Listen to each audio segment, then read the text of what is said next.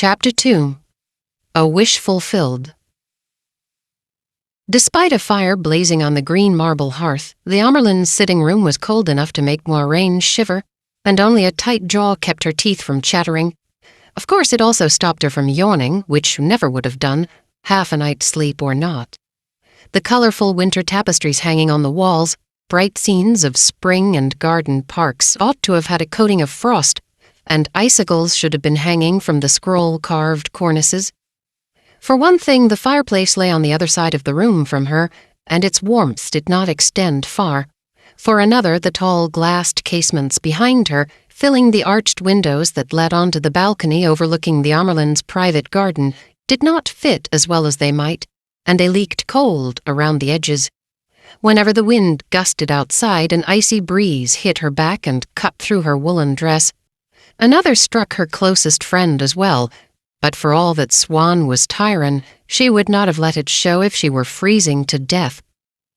The Sun Palace in Cairhien, where Moiraine had done most of her growing up, had often been as cold in winter, yet there she had never been forced to stand in draughts. The chill seeped from the marble floor tiles through the flowered Ilianer carpet, and Moiraine's slippers too.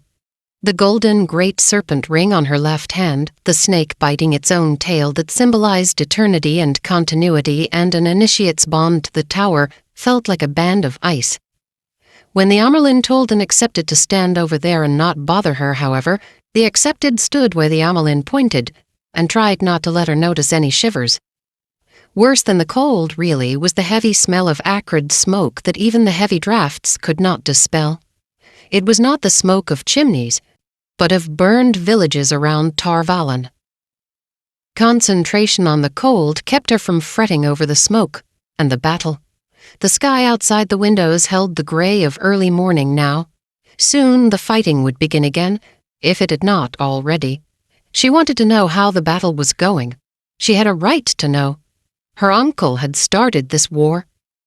She certainly did not excuse the Aiel in the slightest for the destruction they had brought to Cairhien, city and nation, but she knew where the ultimate blame lay. Since the Aiel arrived, though, accepted had been confined to the tower grounds as strictly as novices. The world outside the walls might as well have ceased to exist.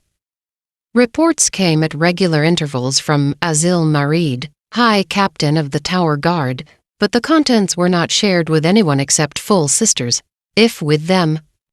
Questions about the fighting addressed to Aes Sedai earned admonitions to concentrate on your studies, as though the largest battle fought since Arthur Hawkwing's time, and practically under her nose, was a mere distraction. Moiraine knew she could not be involved in any meaningful way, not in any way really, yet she wanted to be, if only by knowing what was happening. That might be illogical, but then she had never thought she was going to join the White Ajah once she gained the shawl. The two silk-gowned women in shades of blue, seated on opposite sides of the small writing table on one side of the room, gave no sign that they were aware of the smoke or the cold, though they were almost as far from the fireplace as she. Of course, they were Aes Sedai, with ageless faces, and for the smoke, they had certainly seen the aftermath of more battles than any general. They could remain serenity made flesh if 1,000 villages burned right in front of them. No one became Aes Sedai without learning to control her emotions at need, inwardly and outwardly. Tamra and Gitara did not seem tired, though they had taken only catnap since the fighting began. That was why they had accepted in attendance all night, in case they wanted errands run or someone brought to them. As for the cold, neither cold nor heat touched sisters the way it did other people. They always appeared unaware of either. Moiraine had tried to work out how that was done. Every accepted tried sooner or later. However it was worked, it did not involve the one power, or she would have been able to see the weaves, or at least feel them. Tamra was more than simply Aes Sedai. She was the Amerlin's seat, the ruler over all Aes Sedai. She had been raised from the blue, but of course the long stole draped on her shoulders was striped in the colors of the 7 Ajahs, to show that the Amerlin was of all Ajahs and none. Over the history of the tower, some Amerlins had taken that more literally than others. Tamra's skirts were slashed with all 7 colors, though that was not required. No Aja could feel itself advantaged or disadvantaged with her. Beyond the tower, when Tamra Ospenya spoke, kings and queens listened, whether they had Aes Sedai advisors or hated the White Tower. That was the power of an Amyrlin seat. They might not take her advice or obey her instructions, but they listened, and politely. Even the High Lords of Tyr and the Lord Captain Commander of the Children of the Light did that much. Her long hair, lightly streaked with gray and caught in a jeweled silver net, framed a square, determined face.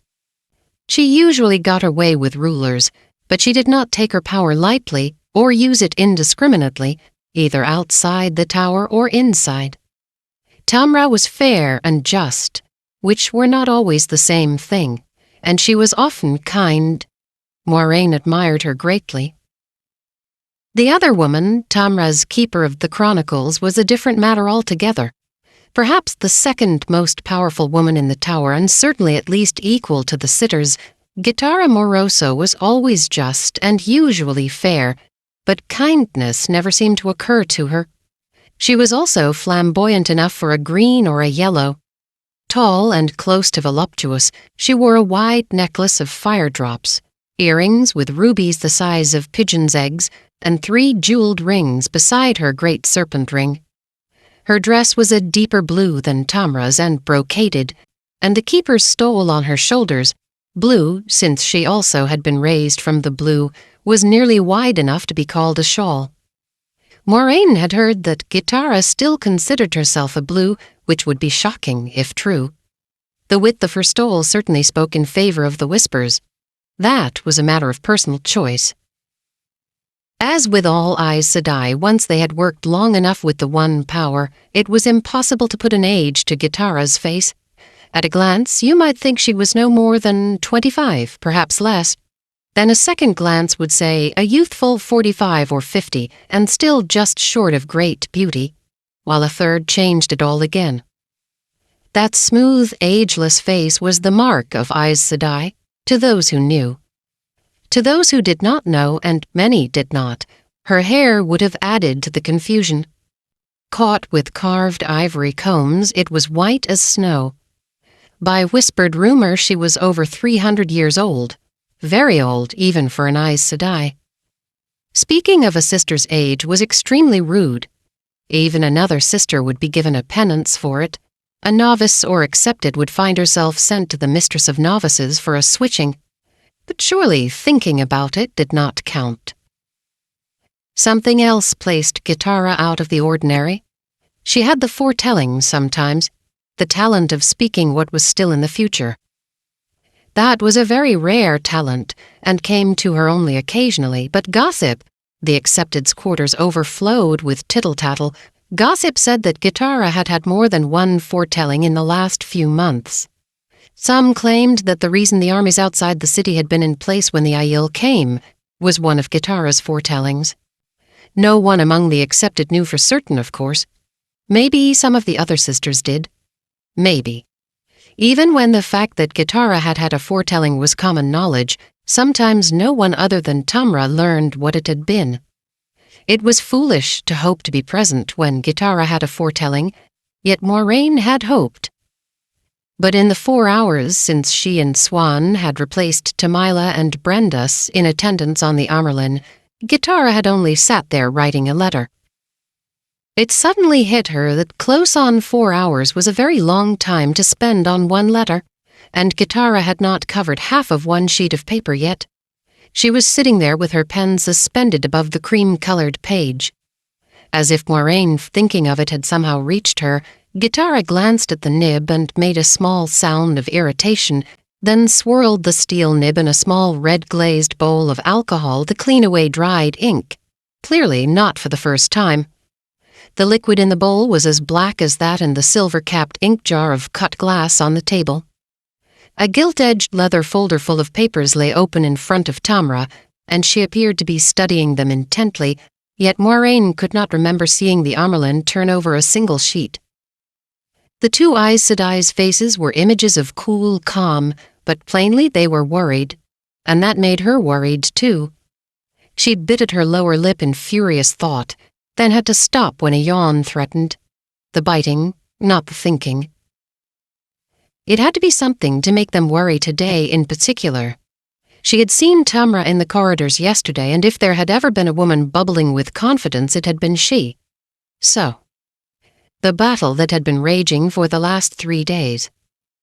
If Gitara really had foretold the battle, if she really had had other foretellings, what else might they have been? Guessing would do no good, but reasoning might. The Aiel crossing the bridges and breaking into the city? Impossible. In 3,000 years, while nations rose and fell and even Hawkwing's empire was swept away in fire and chaos, no army had managed to breach Tar Valen's walls or break down its gates, and quite a few had tried over that time. Perhaps the battle turning to disaster in some other way. Or something needed to avoid disaster? Tamra and Gitara were the only two Aes Sedai actually in the tower at that moment, unless some had returned in the night. There had been talk of injured soldiers in such numbers that all sisters with the smallest ability at healing were needed, but no one had said straight out that that was where they were going. Aes Sedai could not lie, yet they often spoke obliquely, and they were not above misdirection. Sisters also could use the power as a weapon if they or their warders were in danger. No Aes Sedai had taken part in the battle since the Trolloc Wars, when they faced Shadow Spawn and armies of Dark Friends, but perhaps Gitara had foretold disaster, unless Aes Sedai joined. But why wait until the 3rd day? Could a foretelling be that detailed? Maybe if the sisters had entered the battle earlier, that would have caused... Out of the corner of her eye, Moiraine saw Siuan smiling at her. That smile turned Siuan's face from handsome to pretty and made her clear blue eyes twinkle. Nearly a hand taller than Moiraine had gotten over the irritation she had once felt at being shorter than nearly all the women around her, but she could never help noticing height. Taller and almost as fair-skinned as she, Siuan wore her formal acceptance dress with an air of assurance that Moiraine had never quite mastered. The high-necked dresses were the purest white except for the bands at hem and cuffs that copied the Amerlin's 7-colored stole. She could not understand how so many sisters of the White Adra could bear to wear white all the time, as if they were forever in mourning. For her, the hardest thing about being a novice had been dressing in plain white, day after day. The hardest aside from learning to control her temper, anyway. That still dropped her in hot water now and then, but not so often as during her first year. "We'll find out when we find out," Siuan whispered with a quick glance at Tamra and Gitara. Neither moved an inch. Gitara's pen was held over the letter again, the ink drying. Moiraine could not help smiling back. Siuan had that gift, making her smile when she wanted to frown and laugh when she wanted to weep. The smile turned into a yawn, and she looked hastily to see whether the Amerlin or the keeper had noticed. They were still absorbed in their own thoughts. When she turned back, Siuan had a hand over her own mouth and was glaring at her over it, which almost set her giggling. It had surprised her at first, she and Siuan becoming friends, but among novices and accepted, the closest friends always seemed to be very much alike or very different. In some things, she and Siuan were alike. They were both orphans. Their mothers had died while they were young, their fathers since they left home. And both had been born with the spark, which was uncommon. They would have begun channeling the power eventually, whether or not they had tried to learn how. Not every woman could learn by any means. That was where the differences began, before they arrived in Tar Valon. And it was not just that Siuan had been born poor and she wealthy. In Cairhien, Aes Sedai were respected, and Moiraine had been given a grand dance in the Sun Palace to celebrate her departure for the tower. In Tyr, channeling was outlawed, and Aes Sedai were not popular. Siuan had been bundled onto a ship bound upriver for Tar Valon the very day a sister discovered she could learn to channel. There were so many differences, though none mattered between them. Among other things, Siuan had come to the tower in full control of her temper, She was quick with puzzles, which Moraine was not. She could not abide horses, which Moraine loved, and she learned at a rate that left Moraine dazed. Oh, not about channeling the one power. They had been entered in the novice book on the same day and moved almost in lockstep with the power, even to passing for accepted on the same day. Moraine, though, had received the education expected of a noblewoman, everything from history to the old tongue, which she spoke and read well enough that she'd been excused classes in it. The daughter of a Tyran fisherman, Swan arrived barely able to read or do more than the simplest arithmetic, but she had soaked her lessons in like sand soaking up water. She taught the old tongue to novices now, at least the beginning classes. Swan Sanche was held up to novices as an example of what they should aspire to. Well, both of them were. Only one other woman had ever finished novice training in just 3 years. Elida Arroyhan, a detestable woman, had completed her time as accepted in 3 years too, also a record, and it seemed at least possible that they might match that as well. Moraine was all too aware of her own shortcomings, but she thought that Swan would make a perfect Aes Sedai. She opened her mouth to whisper that patience was for stones, but wind rattled the casements and another blast of freezing air hit her. She might as well have been standing in her shift for all the protection her dress gave. Instead of whispering, she gasped, loudly. Tamra turned her head toward the windows, yet not because of Moraine. The sound of distant trumpets suddenly was floating on the wind, dozens of them, no, hundreds. To be heard here inside the tower there would have to be hundreds. And the sound was continuous call rolling over call. Whatever the cause, it must be urgent. The Amyrlin closed the folder lying before her with a slap. "Go see if there's news from the battlefield, Moraine."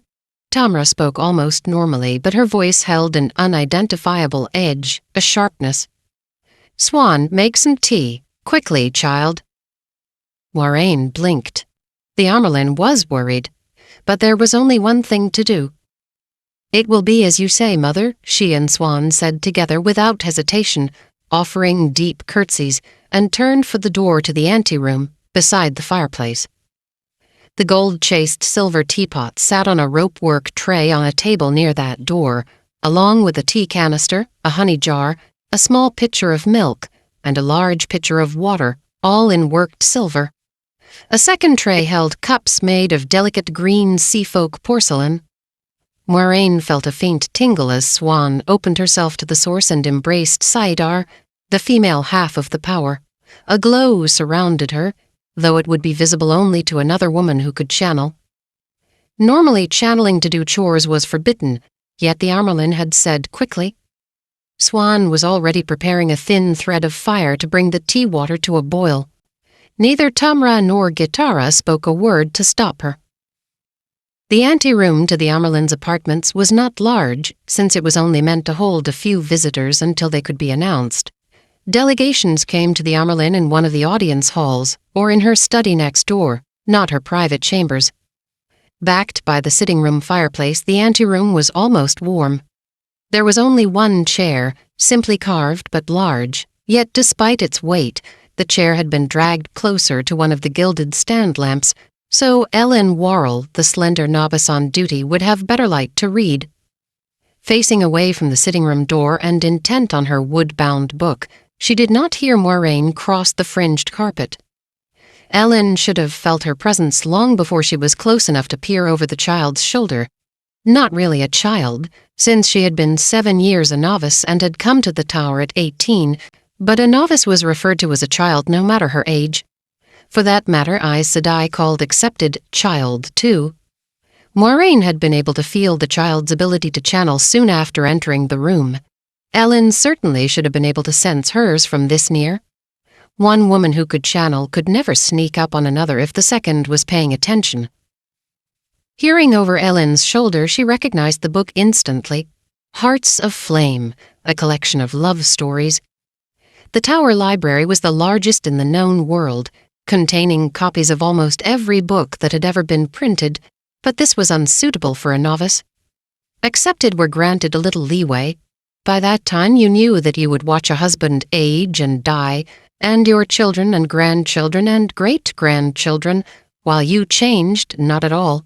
But novices were quietly discouraged from thinking about men or love, and kept away from men entirely. It would never do for a novice to try running away to get married, or worse, to get herself with child. Novice training was purposefully hard. If you were going to break, better it happened as a novice than as a sister.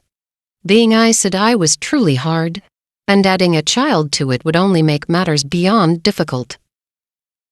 You should find more appropriate reading, Ellen, Moiraine said levelly, and pay more attention to your duties. Before Moiraine finished speaking, Ellen leaped to her feet with a startled gasp, the book tumbling to the floor, and whirled around. She was not tall for an Andoran, but Moiraine still had to look up to meet her eyes. When she saw Moiraine, she heaved a small sigh of relief. Very small.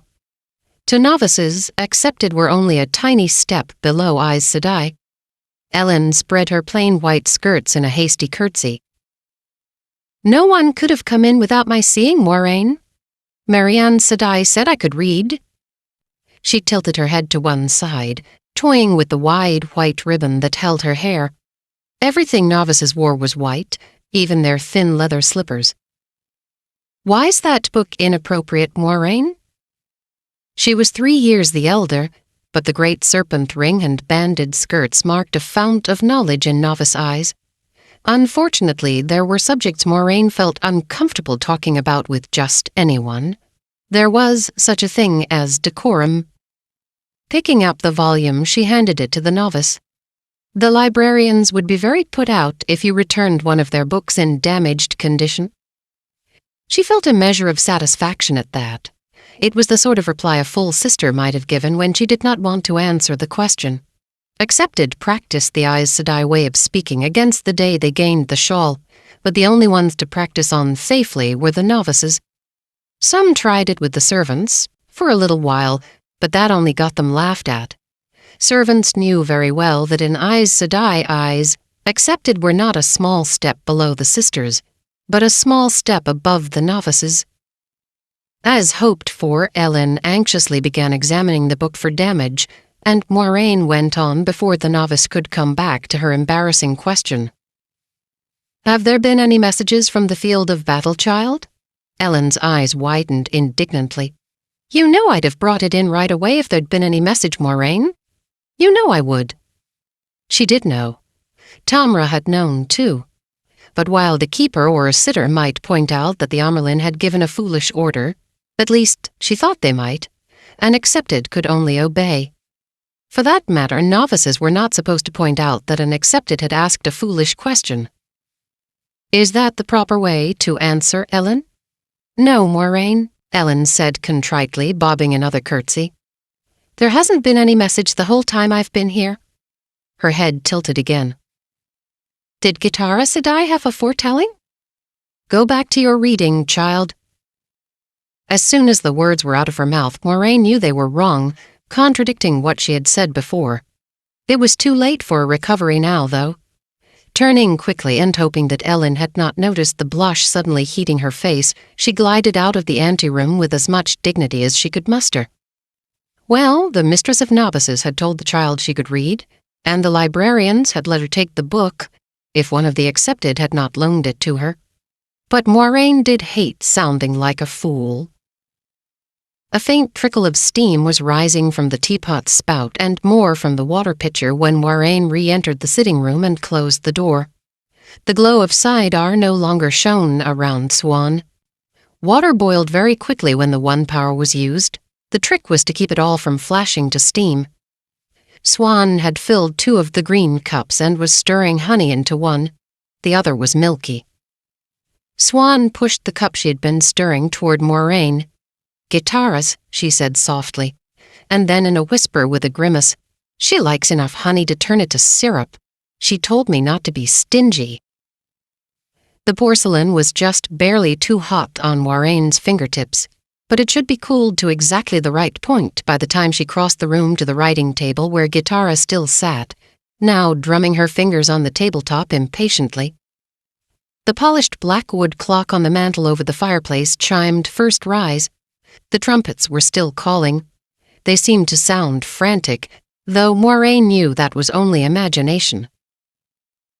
Tamra was standing at the windows, peering out at a sky that was growing brighter by the moment. She continued to stare out after Swan had curtsied and proffered her cup, then finally turned and saw Moiraine. Instead of taking the tea, she said, "What news, Moiraine? You know better than to delay." Oh, she was on edge, to speak so. She had to know Moiraine would have spoken immediately if there had been anything. Moiraine was just offering Gitara her own cup, but before she could reply, the keeper jerked to her feet, bumping the table so hard that the ink jar overturned, spreading a pool of black across the tabletop. Trembling, she stood with her arms rigid at her sides and stared over the top of Moiraine's head, wide-eyed with terror. It was terror, plain and simple. "He is born again," Gitara cried. "I feel him. The dragon takes his first breath on the slope of Dragon Mount. He is coming. He is coming. Light help us. Light help the world. He lies in the snow and cries like the thunder. He burns like the sun." With the last word, she gasped, a tiny sound, and fell forward into Moiraine's arms. Moiraine dropped the teacup to try to catch her, but the truth of it was that the larger woman bore both of them to the carpet. It was all Moiraine could do to end up on her knees holding the keeper, rather than lying beneath her. In an instant, Tamra was there, kneeling careless of the ink trickling from the table.